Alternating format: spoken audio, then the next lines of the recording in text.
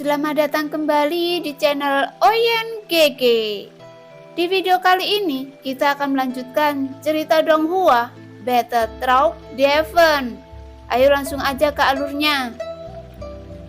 Dalam ruang jiwa-jiwa yang gelap, jiwa Suho meringkuk di dalamnya. Meskipun di dalam ruang jiwa Suho terlihat tersembunyi, tapi itu masih tampak sebuah ilusi. Dan jika dibandingkan tubuh Suho dan Xiaoyan, penampilan keduanya masih dapat dilihat perbedaannya. Namun dalam jiwa keduanya tidak memiliki perbedaan. Jiwa itu persis sama dan saling memandang merasa tidak dapat dipercaya. Melihat pemandangan ini, Suho memberikan senyum kecut pada Xiaoyan. Jika Yang Mulia telah bereinkarnasi, mengapa saya harus ada saat ini? Dan itu berakhir harus seperti ini. Suho berkata perlahan. Seharusnya dalam pertarungan kita, itu tidak seperti yang Anda pikirkan. Sebaliknya, saat kita bertarung, sebenarnya peluang Anda untuk menang lebih baik daripada saya. Xiaoyan menjawab Suho, dan dia tidak menyembunyikannya. Karena dalam hal kekuatan bertarung, Suho jelas lebih kuat. Bagaimanapun, kekuatannya telah mencapai tingkat keabadian, sedangkan Xiaoyan hanya dewa pertempuran. Sebenarnya di dunia ini, Anda adalah reinkarnasi yang sebenarnya dari Yang Mulia, dan saya hanyalah sisa jiwa yang ditinggalkan oleh Yang Mulia. Sejak awal, saya tahu bahwa ini akan menjadi hasilnya, namun saya juga masih ingin hidup. Suho melanjutkan dan menggelengkan kepalanya. Karena dia juga tidak ingin menyerahkan pada takdir. Dalam pertarungan kita, Anda dan saya sama-sama telah melakukan yang terbaik. Meskipun Anda mengalami kerusakan jiwa dan masuk dalam mati suri, tetapi tubuh fisik saya juga menghadapi keruntuhan. Jawaban Xiaoyan perlahan, namun bukan karena Xiaoyan rendah hati, tapi ini adalah kebenaran dan sebuah kegagalan. Yang saya inginkan adalah saya tidak pernah dilahirkan. Mengapa Yang Mulia harus membiarkan saya harus hidup dalam bayang-bayang Anda? Dan mengapa saya tidak memiliki ingatan apapun? Jadi Anda tidak perlu menghilangkan salah satu kebencian dengan kata-kata seperti itu. Jika saya dapat memilih, saya lebih suka menjadi manusia biasa. Sekalipun hanya bisa hidup 100 tahun, setidaknya benar bahwa hidup ini indah. Suho berkata perlahan, karena dia pernah menjadi sosok yang dibanggakan dengan menjadi pemimpin yang sombong. Apakah itu dengan kekuatannya sendiri atau istana dewa berburu di belakangnya? Jika tidak ada pasukan api merah permaisuri yang tiba-tiba muncul, tidak ada keraguan bahwa istana dewa berburu adalah kekuatan paling kuat di alam Xuanyin. Namun untuk saat ini, Xiaoyan benar-benar memberitahu bahwa dia hanya dilahirkan dari sisa jiwa dari pria yang paling kuat. Dan setelah Suho mengetahui kebenarannya, dia hanya bisa tersenyum kecut saat ini, yang membuat semua kepercayaan dirinya hancur. Dia tidak mau menerima kenyataan ini, dan dia bahkan menganggap semua ini hanyalah ilusi. Sebelumnya, dia bertanya-tanya mengapa Xiaoyan memiliki penampilan yang sama dengannya, kecuali gaya rambut dan pakaian. Tampaknya tidak relevan dengan kepribadian dan hampir tidak ada perbedaan fitur wajah. Dia bahkan mengira Xiaoyan adalah menirunya atau dia sedang merencanakan sesuatu yang dibuat oleh permaisuri dan digunakan untuk menggantikannya.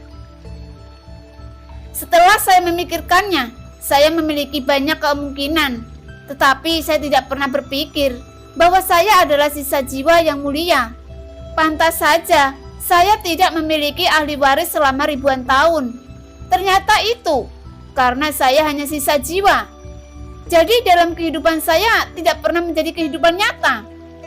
Suho berkata dipenuhi dengan kesedihan yang mendalam.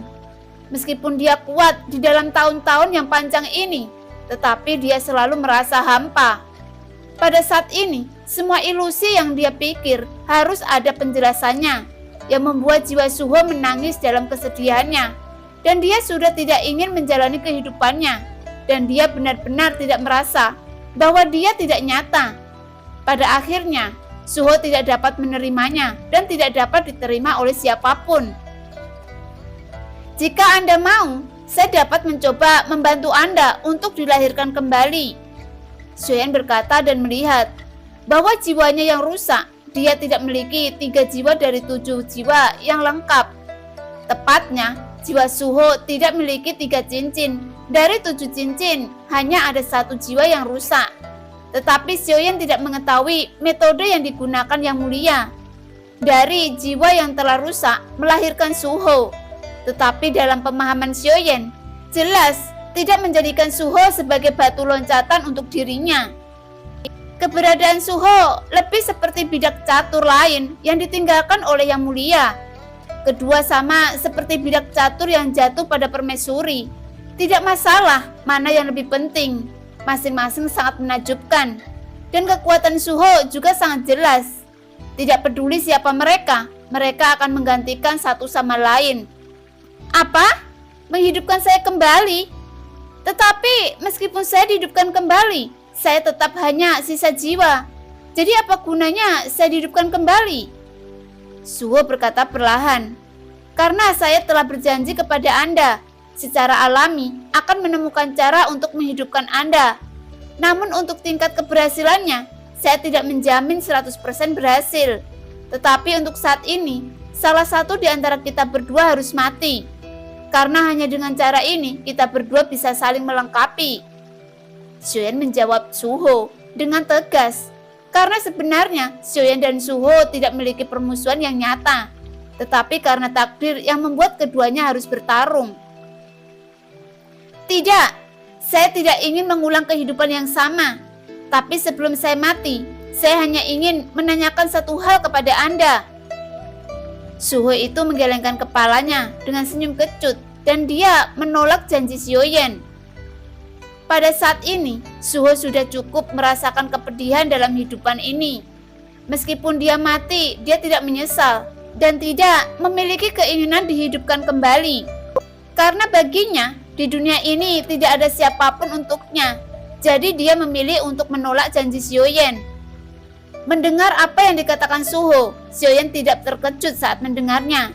Karena keadaan pikiran Suho bukan sesuatu yang orang lain bisa berikan kepadanya dan menjadi apa yang dia inginkan. Dan penolakan Suho tidak bisa didasarkan pada ketidaktahuan orang biasa.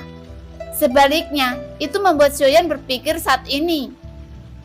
Saya telah bekerja keras sepanjang hidup saya untuk Istana Dewa Berburu. Dan mereka setia di hati mereka. Jadi saya harap Anda tidak memperlakukan mereka. Sebelumnya, saya telah membuat banyak kesalahan dalam hidup saya. Saya suka membunuh tanpa belas kasihan. Jadi, masalah ini harus dapat diterima, kata Suho. Dan yang diinginkan Suho adalah dia tidak ingin Xiaoyan menghancurkan Istana Dewa Berburu. Jadi dia tidak perlu khawatir dan membuat permintaan untuk terakhir kalinya. Apakah Anda ingin formasi yang telah menghancurkan bintang batang surgawi? Dan Andalah yang memerintahkan penghancuran tersebut. Dan Anda ingin saya tidak menghancurkan Istana Dewa Berburu. Dan saya telah berjanji kepada Wusan. Karena itulah saya memiliki kebencian terhadap Istana Dewa Berburu. Dalam hidup ini ada awal dan akhir. Jika Anda membuat persentase yang tidak baik, ada harga yang harus Anda bayar. Xiaoyan berkata dengan dingin. Ketika apa yang dikatakan Xiaoyan, Suho menggelengkan kepalanya dan berkata, saya memang yang memerintahkan menghancurkan beberapa bintang saat itu. Tetapi saya tidak tahu kalau 8 dewa abadi dari Istana Dewa Berburu akan bergerak. Jadi Anda dapat membunuh mereka terlebih dahulu dan kemudian menukarnya. Suho menjawab perlahan dan mengizinkan membunuh 8 dewa abadi yang tersisa. Mendengar itu, Xiaoyan menganggukkan kepalanya karena Xiaoyan tidak membunuh tanpa pandang bulu. Meskipun sekarang Suho telah dikalahkan, tetapi orang yang telah membunuh Wusan masih hidup dan Xiaoyan harus menepati janjinya. Setelah Xiaoyan setuju, Suho menghela nafas lega dan mengangguk tidak banyak bicara lagi. Pada saat yang sama, jiwa Suho menutup matanya dan menghilang perlahan. Namun, sebelum dia menghilang, dia mengingat lagi tentang suka dan duka dalam kehidupannya. Karena meskipun dia adalah jiwa yang tersisa selama bertahun-tahun dalam kehidupannya dalam waktu tak terhitung jumlahnya, dan emosi tidak pernah tertinggal, dan hidupnya terasa nyata, jadi dia tidak memiliki penyesalan di hatinya. Pada saat ini, kegelapan menyelimuti Suho, namun dia tidak melawan, yang membuat kesadarannya perlahan-lahan menjadi kabur, seperti mimpi yang panjang. Pada saat yang sama, tubuh fisik Suho yang sangat halus, tanpa hambatan, seolah-olah tubuh fisik Sioyan sendiri, dan jiwanya menyatu tanpa celah. Setelah beberapa saat, tubuh Suho membuka matanya dengan tatapan yang dingin. Meskipun jiwa Suho telah terluka, tetapi tubuh utamanya tidak terluka. Jadi Sioyan datang ke kondisi semula saat ini. Setelah berhasil merebut tubuh, kecuali untuk kekuatan abadi yang dikonsumsi, dia hampir tidak perlu pulih. Kekuatan tubuh Suho sama dengan kekuatan Sioyan. Kekuatan avatarnya telah mencapai keabadian langkah ke-6, dan tubuh utamanya baru mencapai langkah kedua keabadian. Yang membuat Sioyan juga merasa aneh.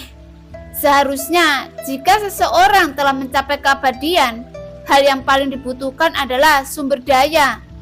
Tetapi mengapa tubuh utama Suho masih mandek di langkah kedua keabadian?